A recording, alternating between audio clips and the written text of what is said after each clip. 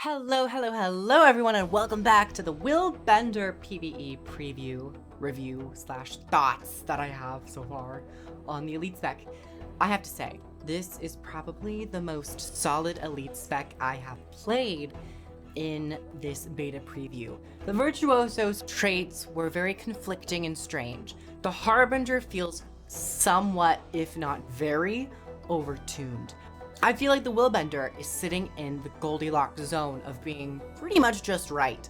So let's get over and talk about my armor and the build that I'm running and start fighting things and giving my impressions. So I'm running full power vitality with a bit of diviners. So I'm having a little bit more concentration while also taking Rune of the Traveler. A bit of power, a bit of boon duration. Next, I'm taking dual swords and a great sword. With Aurora, I'm taking some extra diviners concentration stuff, but the rest of the stuff is just the very standard power, precision, vitality, ferocity that this came with. So now for my build, I'm actually running Virtues and Zeal, and just for the sake of it, I'll pop this down here. For Zeal, I'm taking Wrathful Spirit. Aegis grants boons when it ends, this being Resolution and Fury. And you get a lot of nice stuff for Fury. Furious Focus. While you have Fury, your attacks inflict vulnerability on a 1-second cooldown. Next, Symbolic Avenger. Your strike damage is increased whenever your symbols hit a foe. Now this can give you a maximum of 10% damage. And on this build, you're going to want to start stacking damage modifiers. Next, for Virtues, I'm taking Unscathed Contender. You deal 20% more damage while you have Aegis. Fine. Next up, we have Inspiring Virtue, 10% more damage after using a Virtue. And then finally, I'm taking Indomitable Courage for just ease of life. You know, it's a stun break, it grants stability to allies, and the passive effect gains a shorter interval. So I hope this means that it will proc every other second or every second. I'm not exactly sure how the passive effect of this trait impacts the F3, but you never know. You never know. We'll have to see. Next, Willbender. I'm taking Conceited Curate because I want to play with the healing power and the decreased healing to others. This trait needs a buff. And originally I thought 300 healing power. I would go far as to say in PvE and even in PvP. Maybe in PvP I could see 300, but in PvE I could see 360. I think 240 is a bit too low. It doesn't really have much of an impact. I'd like the healing to others is decreased. I would actually like to see this be bumped up to 35%, minus 35% healing to allies, and just increase the healing power a bit more. Next, I'm taking Holy Reckoning. Willbender Flames inflict increased damage and heal you when they hit an enemy. 33%, I would actually like to see 35%. I think overall, it's so minor that adding just a little bit more could feel a little bit better, considering you have to really get a lot of strikes out of this class, out of this elite spec, to really start doing damage. So this would just allow you to kind of buffer in between you being at maximum stacks of the lethal tempo and being at maximum stacks of Symbolic Avenger and all that stuff. So next, I'm taking Tyrant's Momentum. And this is another reason why I would like to see the Willbender Flames be just increased a little bit, because Tyrant's Momentum decreases the duration of your F1 by 2 seconds, but its damage has been increased to 5%. And if you get maximum stacks, you get a maximum increase of 25% damage, so long as you have this buff. So Tyrant's Momentum is the way to go in open world PvE, but Phoenix Protocol has been really interesting, so we'll play with both of them. But overall, I'm also taking, forgot about my utilities, Reversible Fortune, Flash Combo, Roiling Light, and Whirling Light, and Heaven's Palm. This, I mean, it's truly incredible, just the amount of access and mobility and all of that stuff. Even without activating any of my damage increase, there's a lot. There's a lot of damage on this build already. Gonna evade back and blind and then daze and boom. The one thing I will like to say is that Willbender feels still squishy, but maybe not as squishy as some of the other Guardian builds I've played, because you have so much mobility, because you have so much access to all of these things. So on that end, it feels really good. Originally, I didn't like the fact that the Oh, I already went down. Originally, I didn't like the fact that the whirling light followed the target, but I think in practice, it probably feels better than it not following the target. Let's just teleport in and start doing some strikes and all that stuff. I'm gonna blind here. I'm gonna come over here to this person while we, it's fine. We're gonna pop over here and we're gonna block, remove. Rolling light, get a blind, get a stun. More burning, and just more damage. So much damage.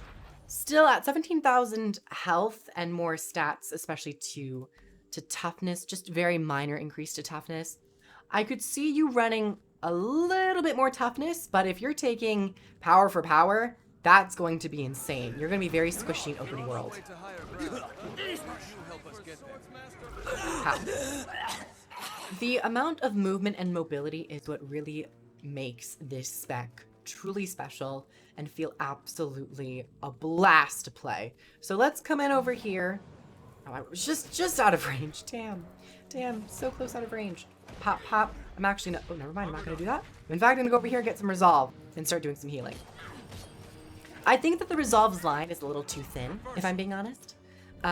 If it was just so subtly bigger, just ever so subtly bigger, I think that'd be better. Because for the F2, you really have to be on the enemy to get use out of it. Oh no, I was out of range. And this focus on getting in and having a sense of vulnerability to the Guardian, that's kind of why I would like Conceited Curate's healing power to go up to 360, because this will really be your self-sustained trait if you're having a lot of difficulty in encounters in PvE, or if you're going to go into PvP and you feel a little questionable about your overall skill level. So by having a little bit more healing power, you'll be able to sustain yourself just a bit more. Additionally, I really like that the Rushing Justice is half a second cast time with a decent animation, because it would have felt a little bit flat if the virtues were all very quick and instant cast. Quickness is in the game, so you're going to really get a lot of use out of quickness, but I don't think it necessarily needs to be on the specialization. I would like to see quickness application come from other End of Dragon specializations to really give you a sense of cooperation with the Willbender, and also for Willbenders to prioritize those allies and those elite specs. Maybe in PvP, you're going to want to run closer to them to get more access to that quickness, say even like a Harbinger. Gonna balk over here, gonna interrupt them, whirling light, and then we're gonna isolate this target. Bam, more damage. So good. Also, the range on F1, the claws. The claws look like they go a certain distance, but in PvP, you can actually see their affected range. Now, this is a rush. You won't actually be able to see the prong, but its range is somewhat deceiving. It's in fact a bit closer than the end of the flames, which, if anything, those flames could be extended a little bit in terms of its actual damage. See, it's 307, small ticks, and it's not on a super quick interval. So that healing isn't necessarily going to be super strong. But if they bump Conceited Curate up, and if you take Holy Reckoning, the healing can go up to like 350, 360, something like that. A little bit stronger. Tyrant's Momentum is fun. Phoenix Protocol, I mean, let's just take that for a spin real quick. Though I will say for the F2, the line is so thin.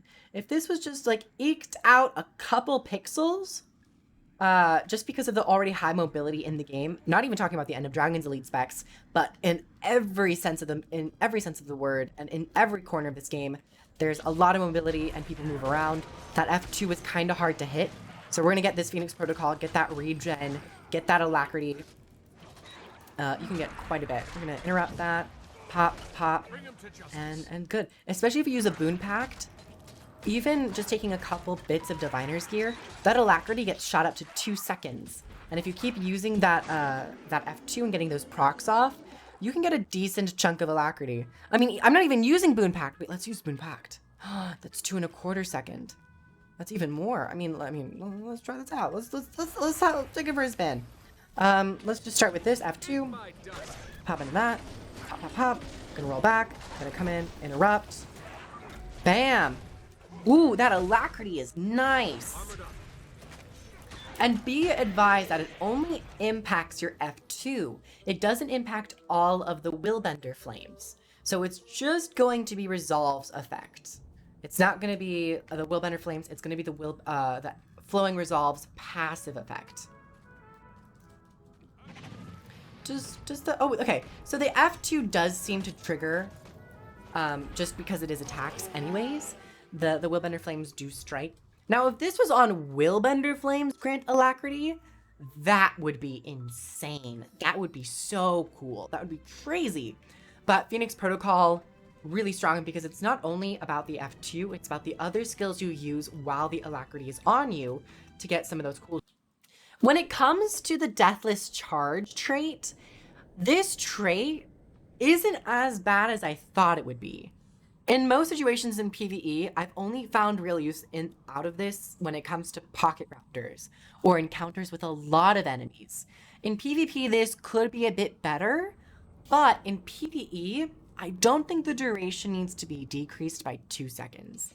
In PvP, I think that's fine, but in PvE, I think the duration decrease could just go down to 1 second. I don't even think this needs to be decreased at all. I think killing a foe extending the duration of courage is good enough. And I think courage no longer grants Aegis is good enough. The duration decrease in PvE, it's kind of hard to gauge and get a feel for because you're not going to, depending on the encounter, you might not be able to get a whole lot of use out of this. And then I often pair this with Vanguard tactics. So when I get low, I'll pop my F3 and then see how much use I can get out of this. But I hope in Dungeons & Dragons we also see more packs of mobs. One more hit should be good. Yes. Because be advised, we're not actually healing through any of this. So yeah, I'm not even at 1% health. So, and it already ended. I think that the decreased duration might not be needed if I'm being completely honest. This trait, in theory, sounds really strong, but in practice is actually really difficult to get any use out of in PvE environments.